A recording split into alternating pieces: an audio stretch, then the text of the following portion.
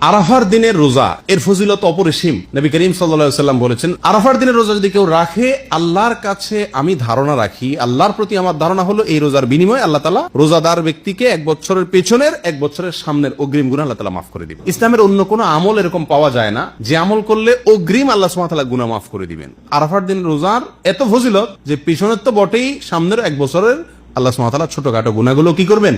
মাফ করে দিবেন। অতএব আরাফার দিনের রোজা আমাদের সকলের রাখা উচিত। কিন্তু এই রোজা রাখতে গিয়ে একটা বিভ্রান্তির মুখোমুখি আমরা হই, একটা প্রশ্নের মুখোমুখি আমরা হই। সেটা হলো যে আমরা আরাফাতের দিনের রোজাটা বাংলাদেশে মানুষেরা কোন দিনে রাখবো? আমরা কি 9 তারিখে রাখবো নাকি 8 তারিখে রাখবো? কারণ হাজী সাহেবরা আরাফাতে যেদিন অবস্থান করেন সেদিন আমাদের দেশে 8 তারিখ হয়, চাঁদের কি থাকে? 8 তারিখ থাকে। তো আমরা কি হাজী সাহেবরা আরাফাতের মধ্যে অবস্থান করছেন সেদিকে তাকায় 8 তারিখেই রাখবো, নাকি হাজী সাহেবরা সৌদি আরবে যেহেতু 9 তারিখে আরাফাতের ময়দানে অবস্থান করছেন, অতএব ওই 9 এর দিকে তাকে আমরা 9 তারিখে রাখবো? এটা নিয়ে একটা ধোঁয়াশা, একটা প্রশ্ন আমাদের ভেতরে কম বেশ আছে।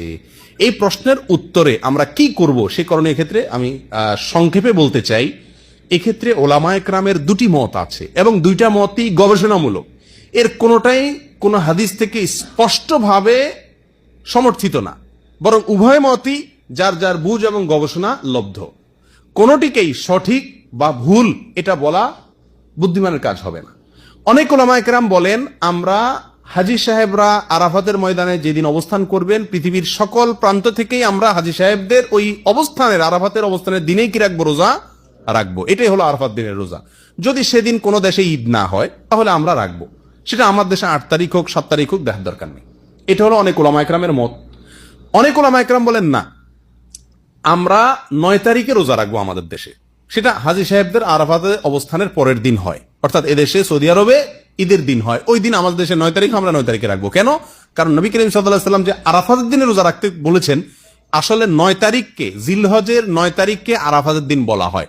এখানে তারিখটা হলো উদ্দেশ্য, আরাফাতের দিন এটা হলো শুধুমাত্র নাম। জিলহজের 10 তারিখে ইয়মুন নাহর বলা হয়, জিলহজের 9 তারিখে ইয়মে আরাফা বলা হয়, জিলহজের 8 তারিখে ইয়মুত তারবিয়া বলে। এগুলো হলো এই দিনগুলোর এক একটা নাম। যেহেতু নবী সাল্লাল্লাহু আলাইহি ওয়াসাল্লাম আরাফার দিন রোজা রাখতে বলছেন, অতএব 9 তারিখে রাখবেন, এরকম একটা মত উলামায়ে কেরাম বলেন।